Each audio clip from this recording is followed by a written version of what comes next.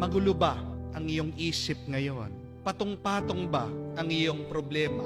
Nagtatanong ka ba sa Diyos, anong dapat mong gawin? Anong magandang gawin nga? Pag sobrang gulo na ng ating isip, pag hindi na natin alam kung ano ang tamang gagawin natin. Kapag magulo ang iyong isip, tandaan mo ang camera. Dahil ang camera, may maituturo siya sa iyo kung paano mo aayusin, itutuwid ang iyong sarili, ang iyong pag-iisip. 4 na aral mula sa camera.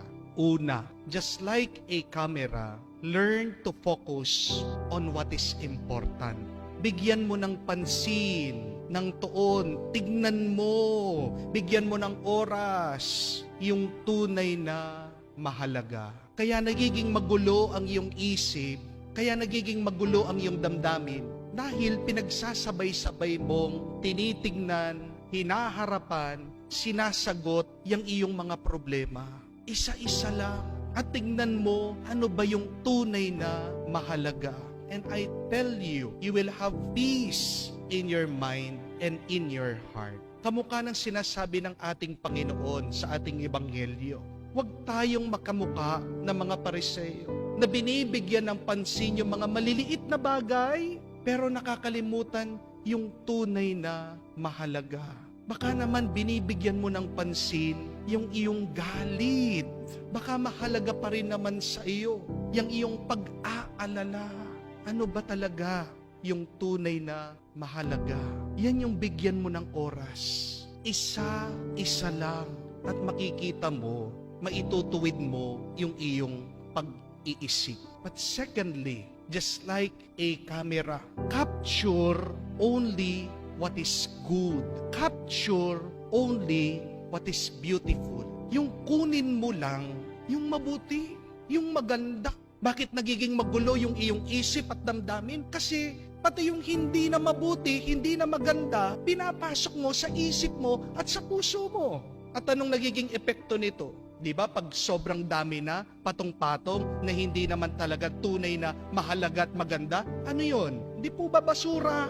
Napupuno ka ng basura because you capture and get what is not important and what is ugly and not good. Kahit naman ang ating Panginoon, hindi po ba sinasabi niya sa atin, makinig ka sa mga Pariseo. Kahit na hindi nila ginagawa yung kanilang tinuturo, may mabuti pa rin silang sinasabi. Ibig sabihin, take only what is good. And when you capture what is good, you will feel good. Amen? Pag ang kinuha mo, binigyan mo ng pansin, mabuti, magiging mabuti din ang karanasan mo. Pangatlo, like a camera, learn to develop in the dark. Di po ba, para makita mo yung mga larawan, saan po piniprint yan? Doon sa tinatawag nilang dark room, doon sa madilim. Tingnan niyo po yun, ang ganda ng aral, na kahit na ang kadiliman ng buhay, may naitutulong sa atin. Oo, maganda yung liwanag, pero yung sobrang liwanag, hindi rin po nakakatulong sa atin. Di po ba?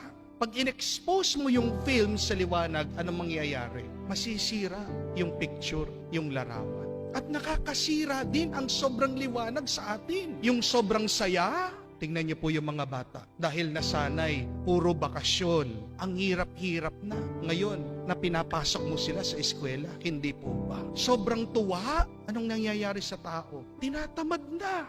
Konting sakit, konting hirap, konting bigat, nagrereklamo na. Mabuti at maganda din na nagkakaroon ng kadiliman o problema sa ating buhay. Because remember, it is only in the dark that a plant grows. Sa kadiliman, sa hindi natin nakikita, dito umuusbong, dito lumalaki, dito lumalago ang isang halaman. At ganyan din po sa atin. Kung dumadaan ka ngayon sa kadiliman, remain in that darkness. Embrace your problem. Why? Because God gave you that darkness to grow, to develop, to become strong, para maging mas mabuti ang iyong pagkatao. Pang-apat at kahuli-hulihan, kung hindi mo nakuha yung gusto mo, always take another shot. Kamukha po sa camera. Di ba lahat naman, pag kumukuha tayo ng larawan, pag kumukuha tayo ng picture, minsan blurred, minsan tabingi, minsan hindi nakasmile. Ano sasabihin mo? Oo, isa pa. At ganyan din po sa buhay. Huwag kang mag-alala. Kahit na nasasaktan ka ngayon, kahit na sabihin mo sa akin, Father, bigo ako. Father, sunod-sunod yung mga problema, yung mga sakit, pagsubok sa buhay. Father, wala pa akong tagumpay sa buhay. Huwag kang mag-alala. Kung buhay ka pa, anong ibig sabihin? Binibigyan ka pa ng isang pagkakataon ng Diyos. Take another shot. Sumubok ka ulit.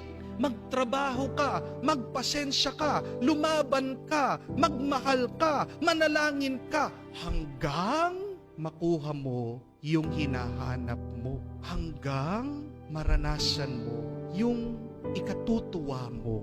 Hanggang makamtan mo yung pangarap mo. Remember that. Habang humihinga ka, habang buhay ka, pwede pa. Kailan hindi na pwede? Pag nakapikit ka na, pag 6 feet under the ground ka na, yung na, dun pa lang, na-finish ka. Pero habang ngayon, na nagagalaw mo ang kamay at paa mo, hanggang ngayon, nabubuksan mo pa ang mata mo, hanggang ngayon, humihinga ka pa.